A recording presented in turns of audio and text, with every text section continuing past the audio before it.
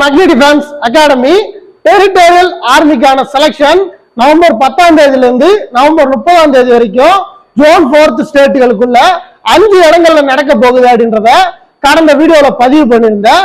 So நீங்க எல்லாரும் அதுக்கான ஷெட்யூல் கேட்டிருந்தீங்க. சோ அந்த 5 செலக்ஷனுக்கான ஷெட்யூலுமே பார்த்தீங்கன்னா 1 by 1 ரிலீஸ் ஆகிட்டே இருக்கு. சோ பெலகாவி வந்து பார்த்தோன்னா ஆல்ரெடி ரிலீஸ் ஆகிருச்சு.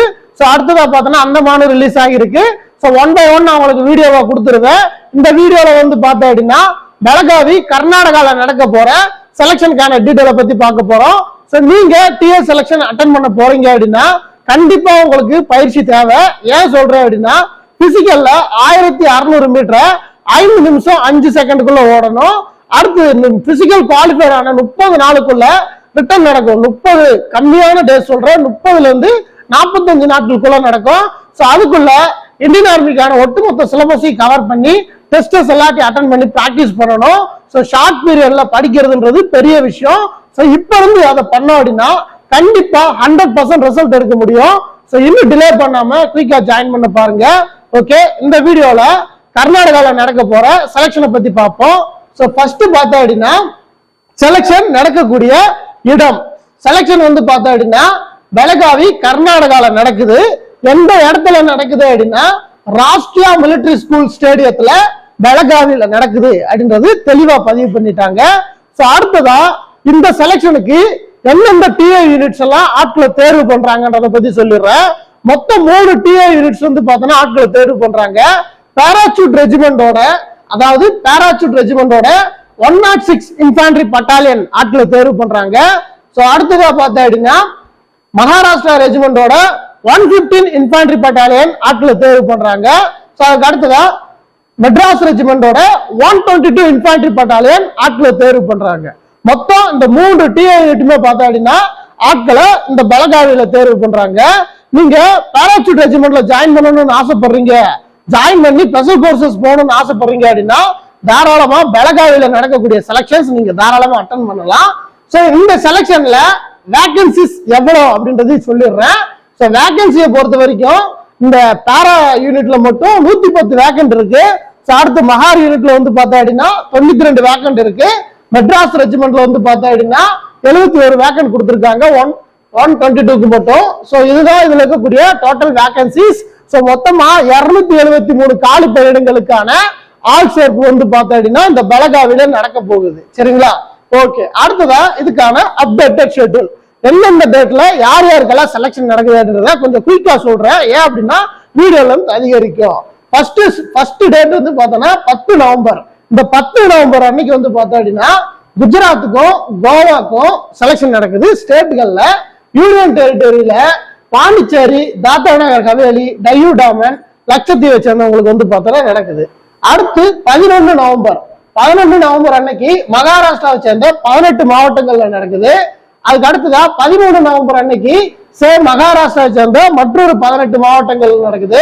சோ அதுக்கு அடுத்ததா பார்த்தா அப்படின்னா 14ஆம் தேதி தெலுங்கானாக்கும் குஜராத்துக்கும் காமனா நடக்குது.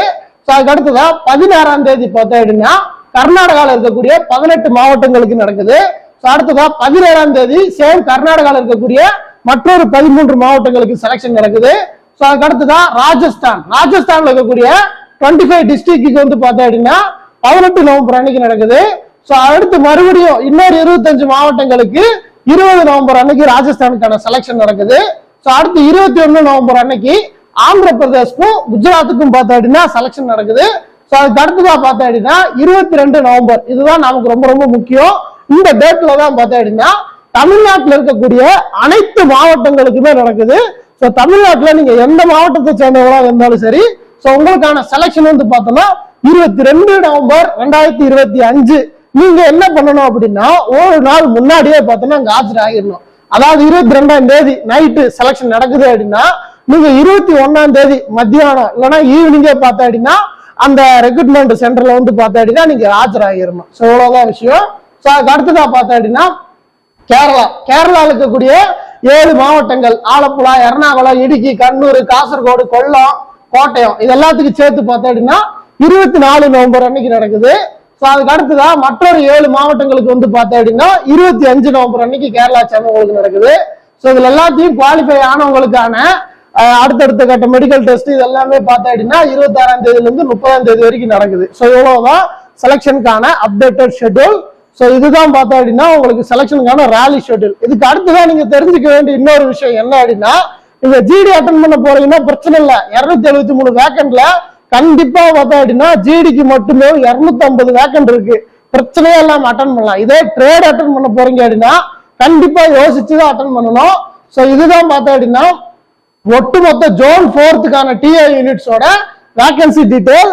ஸோ இந்த வேகன்சி டீடைல்ல நீங்க அட்டன் பண்ண போற டிஏ யூனிட்ல வேகன்சி போட்டிருக்காங்களா அப்படின்றத மெயினான விஷயம். இப்போ உதாரணத்துக்கு வந்து பார்த்தா அப்படின்னா நீங்க 106 டிஏ வந்து அட்டன் பண்றீங்க அப்படின்னா ஜிடில மட்டும் 108 வேகன்ட் கொடுத்துருக்காங்க. நீங்க செஃப் அட்டன் பண்றீங்க அப்படின்னா அதுல வேகன்ட் இல்ல. மெஸ் குக் அட்டன் பண்றீங்கன்னா வேகன்ட் இல்ல. அடுத்து வந்து பார்த்தா அப்படின்னா ட்ரெஸ்ஸர் இது அந்த ட்ரேட் அட்டன் பண்றீங்க ட்ரேட்மேன்ல அப்படின்னா உங்களுக்கு வேகன்ட் இருக்கும். ஸோ அடுத்ததா பார்த்தா அப்படின்னா கிளர்க்ல வந்து பார்த்தோன்னா 2 வேகன்ட் கொடுத்துருக்காங்க.